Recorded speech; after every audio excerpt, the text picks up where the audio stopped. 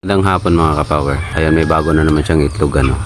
Mukhang delikado yung itlog niya dahil hindi na naman siya nakaharap doon sa tamang pwesto. Mukhang malalaglag yung itlog niya. Kaya pala may ilan akong napulot na dyan. So antabayan na natin.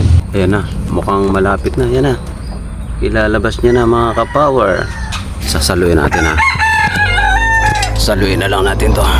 Sigurado mahuhulog to kaya sasaluin natin. Please give me my money. Bilis. Abay. Ilabas mo na. Ilabas mo na. Ayan na siya. Ano? Huwag tayo maingay.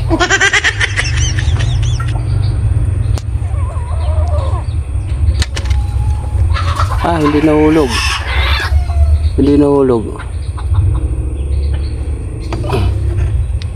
Oh, di ba? Sariwang sariwa, oh. Malambot nga siya. Ito himala na hindi nahulog ngayon. Takot na ating masalo. Oh, di ba? Power yan ay Rhode Island Red. Niluto na namin yung ibang itlog niya. All right.